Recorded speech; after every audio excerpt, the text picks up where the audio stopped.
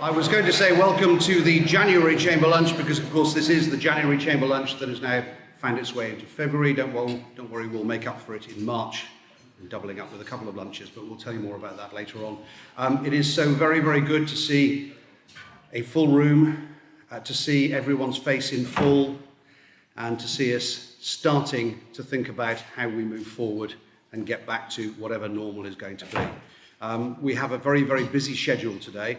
And we have, of course, the Chief Minister speaking very shortly. So it's important that I give as much time as I possibly can to that. So without further ado, will you please welcome the President of the Jersey Chamber of Commerce, Jennifer Carnegie. Hi everybody, welcome. Absolutely fantastic to see so many of our members today and to have all the guests here as well. Warm welcome, it's great to be back. I'd like to take the opportunity to add a particularly warm welcome to Suzanne Wiley, sitting over there on the Visit Jersey table. Suzanne, welcome. She started this week as the new Chief Executive of the Government of Jersey. She replaces Paul Martin, who I think has done an excellent job in steadying the ship. So Suzanne, welcome to our rock.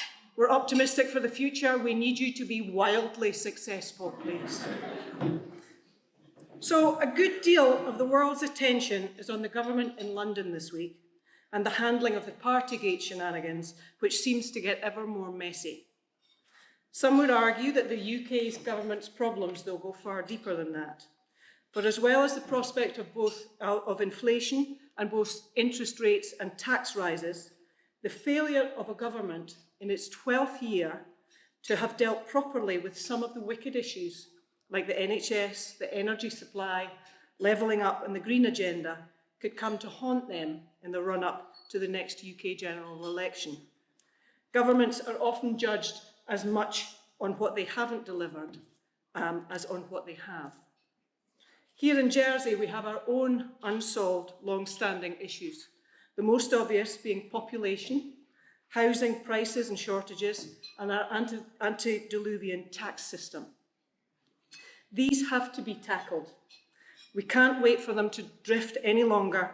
They'll only get worse and worse, which makes the remedy harder and even less politically attractive to solve. Finding the right solutions on these issues will be hard and politically risky, but they have to be sorted out. Postponing the political pain with more studies and citizens' panels may be an attractive tactic to buy time, but that doesn't make it right. And whilst we have shortages of talent and capability in the economy, insufficient accommodation for itinerant workers, and an inappropriate tax system, we have strategic drag on our ability to flourish commercially. This is especially the case with tourism and retail, the sectors which have been hardest hit by the pandemic. We urgently need to face these realities and come up with imaginative, modern, and resilient solutions. Our hope is that a fresh government will be able to take these challenges on and draw on expertise in the business arena to assist in framing new approaches.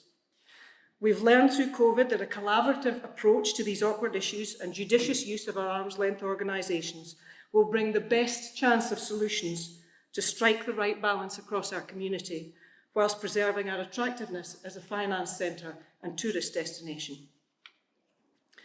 The Chamber prides itself on our relationship with government, which was important during the COVID crisis.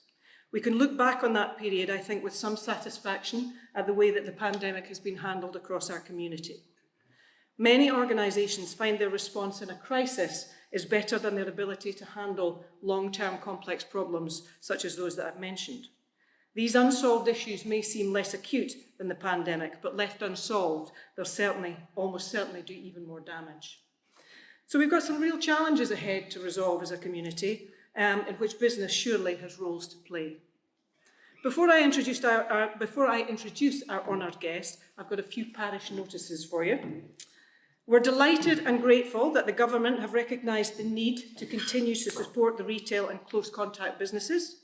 A Chamber survey showed that these sectors were still suffering because of government mandates to wear masks and to work from home. So it's right and proper that they get the support they need. And I hear that even in the last few days since these mandates have been lifted, that business is picking up in those sectors, so that bodes well.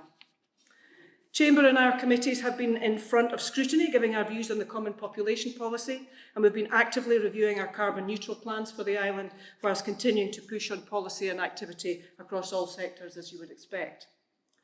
This year in May, the Jersey Chamber of Commerce will elect a new president and vice president.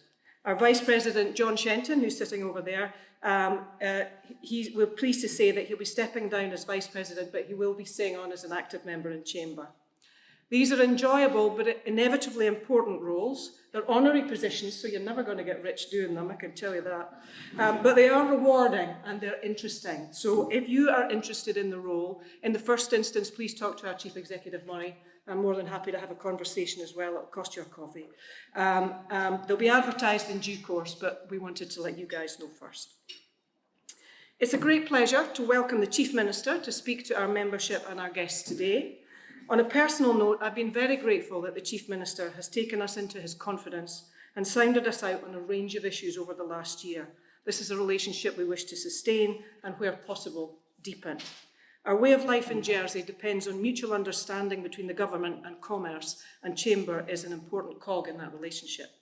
John, we're very grateful to you for taking the time and trouble to come here to talk to us today, and we're very much looking forward to what you have to say. Murray gets very excitable when the Chief Minister's in the House, but he's promised he's going to be on his best behaviour during the questions, haven't you, Murray? Yeah, good. We're thrilled that La Maserie are kindly sponsoring today's sold-out lunch.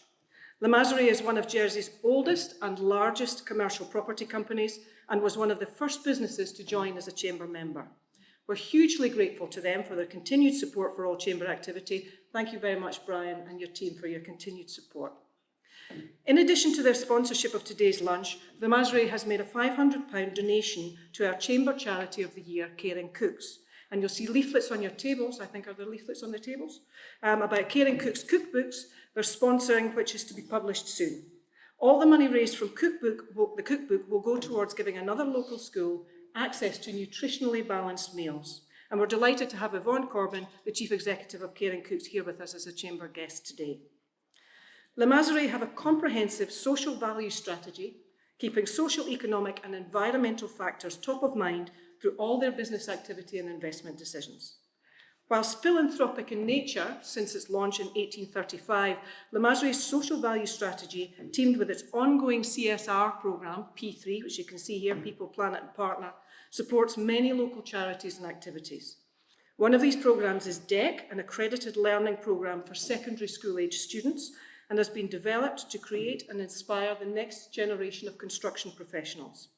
The programme promotes careers in the construction industry by helping students develop the skills required through a project-based approach. We would like to show you a short video explaining more about the DEC programme, and we're enthusiastic that La Maserie is hosting a second table today of DEC tutors and students that are sitting over here. Welcome to you, and we hope you enjoy your inaugural Chamber lunch. Thank you very much.